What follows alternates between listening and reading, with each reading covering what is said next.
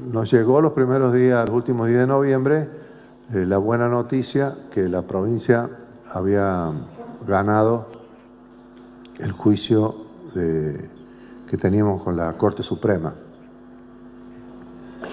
El juicio son por el AFIP y el ANSES, que los gobiernos, creo que fue en la época de Duhalde, firmaron todas las provincias que aceptaban que se redujera casi en un 15% la coparticipación, y la provincia de San Luis se negó a firmar, no firmó. Entonces nosotros, al no firmar, se nos tiene que pagar la coparticipación completa. Bueno, los sucesivos gobiernos fueron desconociendo esto, negativa nuestra a cederle esos fondos, que son de las provincias de San Luis, y nos llevó a hacer el juicio, el planteo a la Corte Suprema. Después que lo hicimos nosotros, se incorporó Santa Fe primero y Córdoba después. Mucho tiempo después Santa Fe y mucho más tiempo después Córdoba. Y muchas, casi todas, habían firmado esta cesión. Por lo tanto, no tienen los derechos que tiene San Luis. Porque San Luis no firmó, y la Constitución dice, cuando uno no firma un acuerdo, la participación se debe pagar íntegra de acuerdo a cómo vienen las cosas siendo. La coparticipación federal son impuestos de las provincias. No es, porque uno habla de coparticipación federal y ustedes tienen más, ustedes tienen menos, les corresponde, no. Parece que fuera una dádiva a las provincias. Y no es una dádiva. La Constitución dice que todos esos impuestos son de las provincias, Entonces, ¿qué pasó aproximadamente en los años 30, cuando vino la crisis de la bolsa de Estados Unidos, el martes negro y todo eso, que tuvo repercusión mundial? En la Argentina, el gobierno nacional tomó dos medidas. Primero, creó el Banco Central, y segundo, le preguntó a las provincias si querían que la nación cobrara un impuesto que la provincia los cobraba mal, o no los cobraba, o lo hacía mal. Un poco como pasa por ahí con algunos municipios, ustedes lo van a poder visualizar, que no cobran las tasas a todo el mundo, o el impuesto inmobiliario, o las tasas o servicios que tienen que cobrar. Bueno, eso pasaba con las provincias en el año 30. Entonces las provincias dijeron, bueno, entre poco o nada que cobramos, démosle a la nación las atribuciones que lo cobre, y que después nos dé los impuestos. Y la nación dijo que sí, y más o menos quedó un pacto, exageradamente y casi leonino, que la nación se quedaba con el 50% por cobrar. Ahí apareció la DGI, la AFIP y todo lo que conocemos hoy como esos organismos que cobran los impuestos. Bueno, era exagerado. Sin embargo, así fueron las cosas.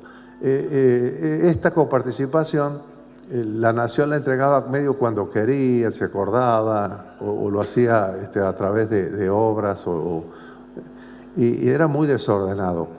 Cuando llegó la democracia que para quedarse para siempre, el doctor Alfonsín, y tal vez con acuerdo con los gobernadores, que recuerden que eran la mayoría peronistas, y algunos de partidos provinciales, y muy pocos gobernadores radicales.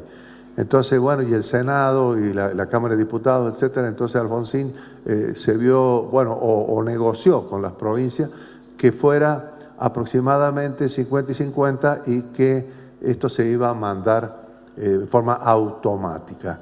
Esto de mandar la coparticipación en forma automática ordenó maravillosamente a las provincias, y ya las provincias podían hacer cálculos presupuestarios muy racionales, que es lo que hizo San Luis. San Luis se manejó con esa racionalidad. Por eso nosotros nos convertimos en una escuela de administración. Al ordenarse la nación con el pago de los impuestos, tener nosotros nuestra alícuota, que no es muy alta, nuestra alícuota es de 2,7 sobre el reparto secundario. Primero se queda la nación con su torta, después aquel supuesto 50 se convierte en un porcentaje de 100, y de ese 100 cobramos nosotros 2,7 solamente Bien. Bueno, esto nos permitió cosas muy buenas, como ser ordenarnos. Después esto se estableció en la Constitución del 94 y después empezó el gobierno nacional, a partir de las crisis o las emergencias, a negociar con las provincias. Bueno, denos el 15% para el ANSES y un punto era para la AFIP y algo de 15 puntos para el ANSES. Bueno, y nosotros dijimos que no, otras provincias dijeron que sí, y las otras provincias que dijeron que sí, les dieron beneficios. Le hicieron obras, etcétera, etcétera. Entonces, o les dieron dinero durante un tiempo extraordinario. Pero nosotros que habíamos dicho que no, empezamos a ser absolutamente discriminados, porque no nos pagaban eso, ni nos daban las obras, y nos discriminaban en absolutamente todo. Esta fue la situación muy, muy compleja que vivió la provincia de San Luis durante estos años. Ahora nos corresponde el 15% de la AFIP y el 1% de la AFIP y el 15% del ANSES. Esto que pareció sorpresivamente, este fallo, donde, comenzó a entrar el dinero el 1 de diciembre. Primero por el DNU del gobierno anterior de la señora Cristina Kirchner y después el gobierno del presidente Macri deroga el DNU con todo esto que ustedes conocen, pero a partir del gobierno de él se nos sigue, a las provincias que tenemos el fallo se nos sigue dando ese 15%. 15% que nos ha salvado, pero que es una bendición, porque ese 15%, si ustedes lo hacen una proyección anual, nos va a cubrir ese déficit que venimos arrastrando en un periodo más o menos breve. Por lo menos en un año lo va a cubrir, un poquito menos de un año, el déficit, pero vamos a quedar con dineros que entran, si ese 15 lo aplicamos ahí, apenas nos acomodamos las cargas.